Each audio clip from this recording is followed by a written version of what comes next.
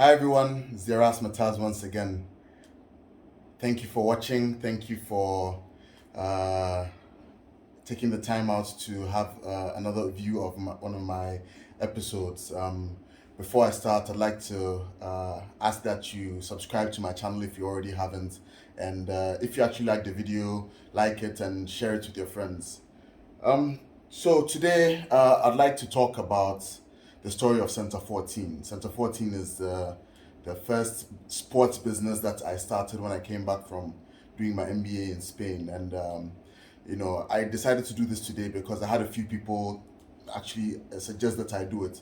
I'm not going to act like, I had a ton of people asking me to do it, just about two or three, but I thought it would be a good idea. So that's why today I'm here with this episode. So today is about the Centa14 story. Yes, I'm going to be very honest about things. I'm going to mention a lot of names, but in some instances I probably won't. And I would like to apologize in advance for uh, offending anyone if you feel offended by some of the things I say. But it's mostly going to be mentioning names to thank people, really. Yes, so Centa14. When I got my admission to do the MBA in Spain for sports management, immediately I started thinking about the future. I wanted to come back to Ghana to have a sports business, which I was going to call Cosmopolitan Sports Innovations. Everything I did pretty much, everything I did in Spain pretty much revolved around that thought.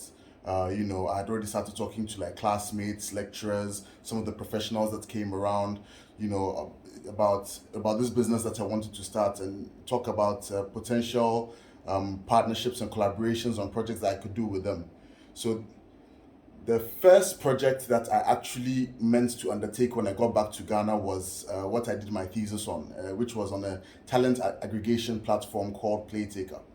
So before I returned to Ghana, I started talking to people. One of the people that I spoke to was Eben Arthur, a.k.a. Shakes, my friend from Tech. Big shout to him.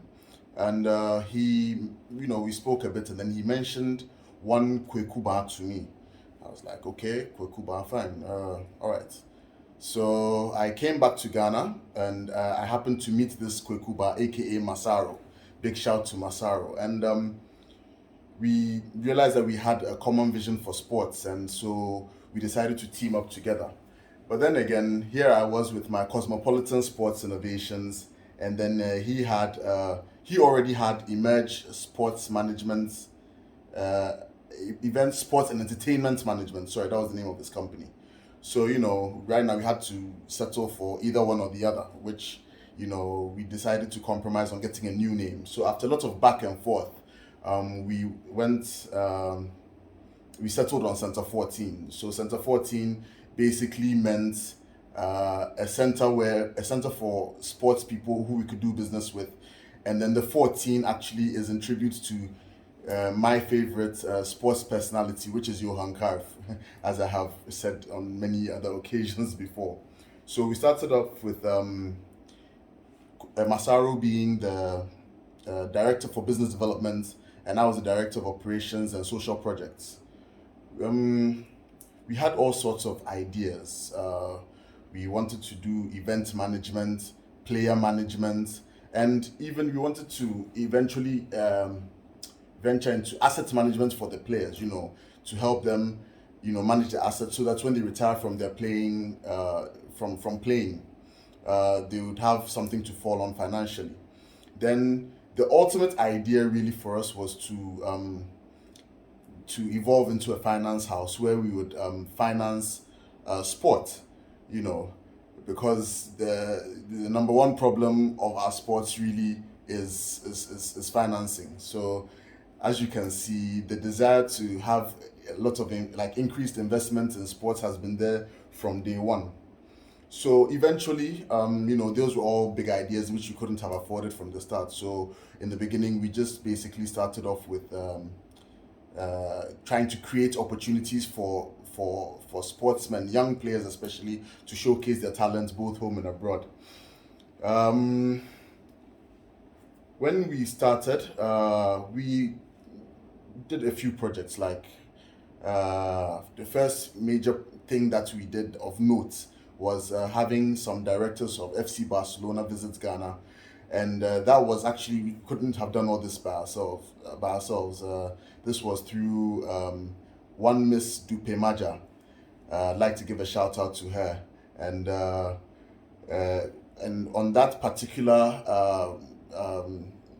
event or project or whatever you would want to call it, Jan Pufankra, the super sports journalist, was one of the guys who was on the team with us, and we helped facilitate this visit. Another thing that we did, which was quite noteworthy, all this was in 2017. By the way, we registered. I came back from Spain in 2016, August 2016, and we managed to register Centa14 by January 2017.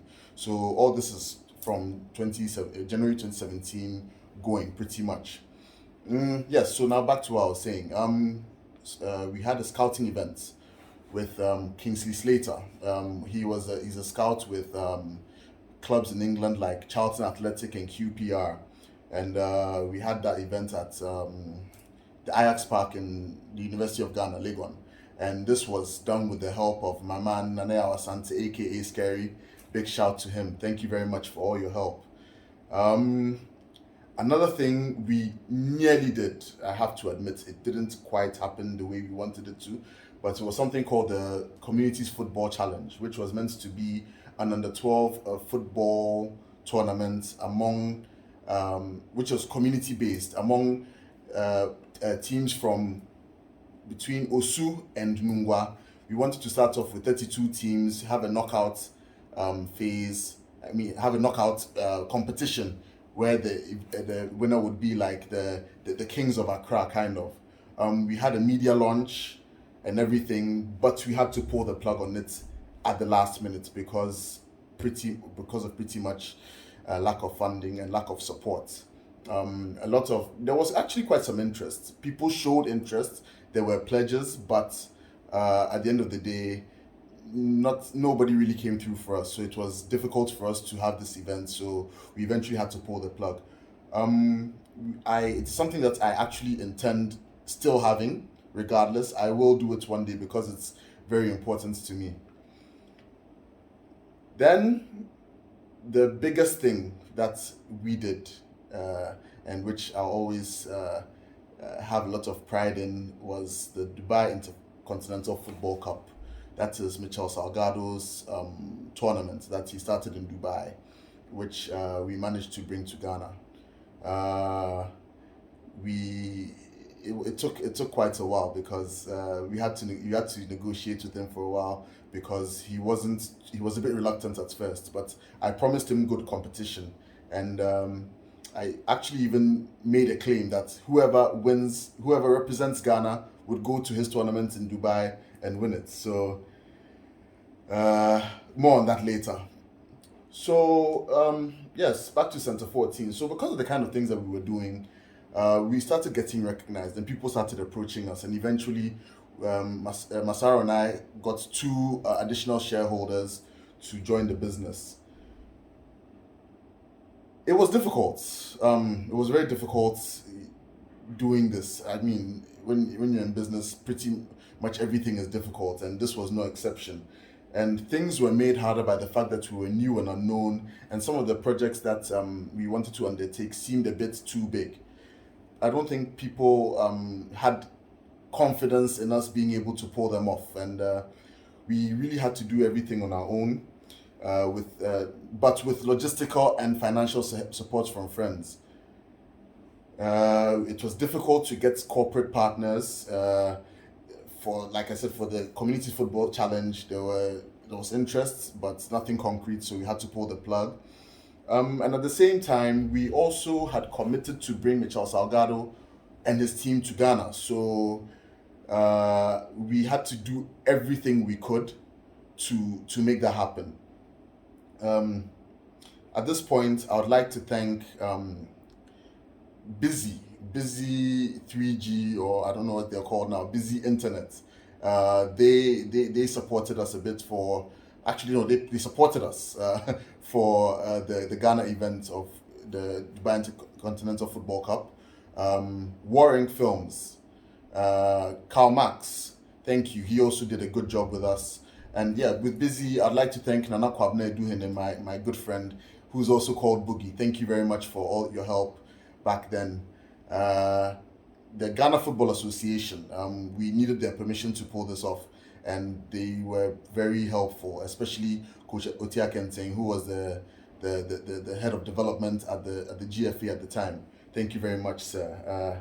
I appreciate it. And then, of course, Lika Sports Complex, the venue where we had it. I'd like to thank Marcel Desailly himself and my friend from AIS, Mami Sawaji. She was also really, really helpful. So thank you guys. Yeah, these guys were instrumental in us pulling off the Ghana event for the Dubai Intercontinental Football Cup, which was an 8-team tournament, including Michel Salgado's team from Dubai, and which was won by Lika Sports Academy, which earned them the right to go and take part in the global event in Dubai.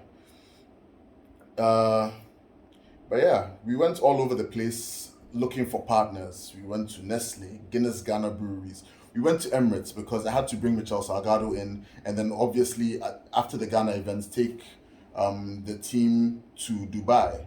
So, we went to Emirates Airlines, even asked for a discount for taking the team, but we were eventually turned down. So it was very, very difficult for us. But yes, we managed to pull it off. It looks like everywhere we went to, they just wanted us to pull it off and show that we could do it so that they would consider us for subsequent events. So I remember at the end of it all having to settle for what you call a silver collection here. Had to contact friends and people you knew, ask for 50 CDs here, 100 CDs there, 200 CDs there. We were lucky a few people even contributed as much as 500 CDs. But then, just a day before Michel Salgado and his team were due to arrive, we still needed about 10,000 CDs, which at the time was about $2,200 to make sure the event could come on, because we had to pay for the accommodation and all sorts of other things which needed sorting out. And miraculously, I remember my friend KD Asamoah, a.k.a. Bolero, big shout to you. Thank you very much, sir, for your help. He came through with 5,000 CDs, which was enough for us to at least start the event. So once the event got underway, at the Lika Sports Complex, unexpected expenses started coming up, which actually is to be expected for events of this magnitude. And so instead of needing 5,000 more, we ended up needing 10,000 more. And that was when my good friend Solomon Okain, a.k.a. Zega, came through and sorted that out for us. Thank you very much, Solomon. Very much appreciated. So for the Ghana event, we ended up spending about 80,000 CDs. Which is, let me see, how much is that? That was about $17,600 at the time. And yeah, so that's how it went for the Ghana event. It was very difficult, but we did manage to pull it off. Getting partners for the Dubai event was even more difficult. For that, we got 0 CDs in terms of support from Ghana. Mr. Assem Zoglov, an Egyptian based in Dubai, who's the CEO of Domus Housing and Properties, he came through for us while we were having the Ghana event. His son was among those who was with Michel Salgado's team, so I think he saw the work that Masaro and I were doing, and he liked it. He appreciated it, so he promised to take care of the team's accommodation in when we get to Dubai, their accommodation, their food, and their transportation. So that was taken care of by him, and he ended up spending about $7,000 on us, which was huge. huge appreciation to him, because without that, I don't know how we would have been able to send the team to Dubai. Luckily, we were able to pull it off, even though we didn't get any other support from anywhere. We had to fork out about an additional 110,000 cedis, which is about $24,000 which was about $24,000 at the time, to make the trip happen. We had to get the team playing kits, training kits, and other gear, as well as their plane tickets. Yeah, so right after the Ghana edition, we had to start preparations for the Dubai tournament. We agreed on a number of players and officials that Centa14 would pay for to go to Dubai. We had their names and everything agreed. And then, all of a sudden, just a few weeks to, I think about 2 weeks to the event, there was one particular official who wanted to be a bit difficult. Even though he knew he was not among those who were supposed to pay for to go to Dubai, all of a sudden said we had to pay for him. Otherwise, he's withdrawing the team. At that point in time, it was too late for us to get a replacement to go to Dubai. And so this man literally had us, excuse my language, by the balls. So, we had to sit down with them, and then we had to come to an agreement. So eventually we did have to pay for his ticket, but we agreed that if we pay for their ticket, then they would have to sort out his accommodation. So that was obviously an extra dent in our pockets. So, we had to sort out the players' visas and all that. Speaking of the visas, luckily we were able to save some money over there, because the Dubai Sports Council had agreed to pay for the visas for the participating teams. So luckily we didn't have to sort that out. We wanted to document the tournaments properly, sending a team from Ghana. We were all excited. So we approached GTV Sports Plus. And then here I'd like to give a shout to Mr. George Lomote. He was extremely helpful. He agreed to let us take a crew from Ghana, from GTV Sports Plus. And we went with Gloria Pepra of Studio 5, and then Emo Abalu. Solid guys. Big shout to them as well. We went to Dubai, and we were the only team to go with a TV crew, actually, which was interesting. I didn't really expect that, but yeah, we went, and they did a great job, and in covering the event.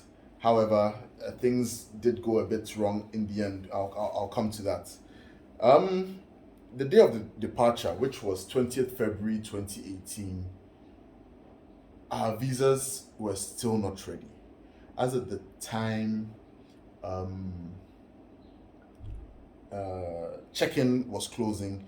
The visas that had arrived were only mine, the GTV crew, one official from Lizzie, and about 5 players. That was it. So the rest had to stay behind. And this was 20th February. The tournament was starting on the 22nd of February. So we had to rebook for all the other guys, which cost us an additional $200 per person. And so what was worse, the worst part of this whole rearrangement was the fact that the rest coming the following day would mean they would arrive on the morning the tournament starts. So that was a big headache for us, but at the time we had no choice. We just had to go along with it. So the second batch arrived at around 1 a.m. on the 22nd of February, the day the tournament started. They got to the hotel around 3:30 a.m. The team had to sleep, just some few hours of sleep, because they had to wake up and go for breakfast before breakfast was over. And they had to go to the Sports City right after breakfast. Get ready, go to the Sports City right after breakfast to face Al Wada. That was our first game. Al Wada of Dubai. Um, that match, that's when I saw that the boys had true character. They showed a lot of character by winning 4-1. Their first, just a few hours after arriving from Ghana after a very tiring flight. Um, they went back to the hotel. Were able to get a little bit more rest, but then we still had to come back to this Dubai Sports City for our second game of the day, which was against Wadi Degla of Egypt, which we ended up winning 4-0. So these brave boys, after such a tiring few days, managed to actually score 8 goals and concede only 1 and be joint top with Barcelona, who was the third team in our group to on 6 points. And so the last group game, which was the following day, was against Barcelona, my very own Barcelona. But then, light work, beat them, and we topped the group. So when we got to the second game of the day, we qualified, topping the group, like I said, and we met the Canadian Academy of Football. We met the Canadian Academy of Football, and in the second round, and we dispatched them by 3-1 to make it to the quarterfinals. So that was the end of day 2. Day 3 in Dubai, that was the hardest. We had 3 games. We had the 2 goalless draws in the quarter-final and semi-final. The first game, which was a quarter-final, was against Juventus of Italy. After a difficult 2 days, we seem to have lost our goal-scoring touch. So after we managed to beat them on penalties, qualified for the semi-finals, and then we met AFA Angola, another African team which had gained quite a reputation because they made it to the semi-final of the previous edition of the Dubai Intercontinental Football Cup as well. So that was another goalless game, and we ended up beating them on penalties as well. Then the final was against Real Madrid, who themselves had sent my Barcelona packing in the quarterfinals. And, as the game went, we ended the first half goalless. Then I think early in the second half, Real Madrid took the lead, and time was ticking.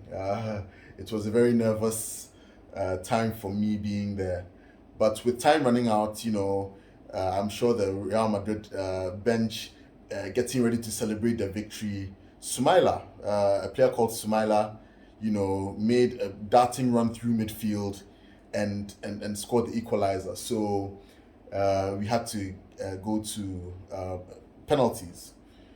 In the penalty shootout, once again, our hero was the goalkeeper, Kingsley Asare, who made 2 massive saves, which led us to the title. And because of that, I think because of his heroics, pretty much on the last day, 2 penalty shootouts in the quarters and semis, and then another shootout to win the title, Kingsley Asare was actually named the player of the tournament. The goalkeeper of the tournament, actually, this is an interesting one, was won by Sylvester Asamoah, a Ghanaian who was sent to Dubai to play for Michel Salgado's team by Centa14. That's another story that I'll probably elaborate on another time. Yeah, so he won the goalkeeper of the tournament, even though they were knocked out in the quarterfinals by Al Ahly. So the tournament is over. And unfortunately, we didn't really have a lot of time to celebrate because we had to rush to the hotel, check out, and then head to the airport to get back to Ghana. When we got back to Ghana, we were met with a rousing welcome by the media. It wasn't something that I expected. It was nice. At least the guys were given some recognition, and it was good. Unfortunately, we lost most of the footage from Dubai because being the only team with a TV crew, a lot of the other teams wanted our footage as well. So after the tournament, one of the team's guys took the drive and was copying the files, which were huge. But it was very slow, and we really had to leave to the airport because you definitely didn't want to miss our flight. And so I think in pulling that out, it's corrupted most of the files. So I don't really have a lot of footage from Dubai. That's how come I've never really put anything out from Dubai. But I still have some footage, and I'm sure that I'll probably be able to put something together, especially now that I have this channel as well. So coming after we arrived in Ghana, after all was said and done, this official from Lizzie, once again, he sent an email to Salgado, accusing Masaro and I, Centa14, basically, of a lot of things, including not allowing the kids to celebrate properly after the title win, which we really had no choice because we had to catch a flight to come back to Ghana. But then again, Michel Salgado made me aware of this email, and he pretty much assured me that it's nothing to worry about. I think what this official was trying to do was to get direct access to Michel Salgado so that Lika Sports Academy would automatically represent Ghana at the next edition because they were defending champions. But if Michel were working with us, we had intended to have another tournament in Ghana the following year to determine who would earn the right to go to Dubai, not necessarily give Lizzie or whoever we sent there an automatic pass to the next edition.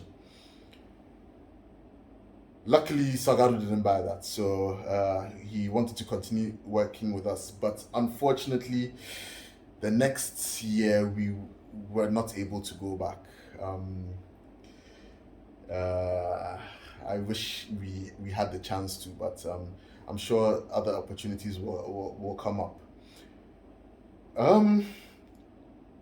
Doing Centa14, I personally had to sacrifice quite a bit.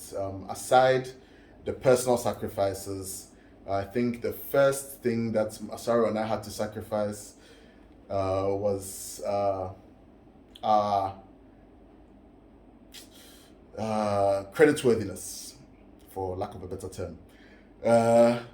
First of all, the money that we had to spend, Masaro and I, there was no way we would have been able to raise it on our own. We had to get a lot of credit. We had to borrow a lot. And to be honest, sometimes to this day, we still get a few calls asking, yo, what's up? But we're not running away. We're not shaking our responsibilities. We are paying, but it's a bit slow, to be honest, because things have been a bit hard. I'll get to that. But the biggest price that I personally had to pay was losing my family.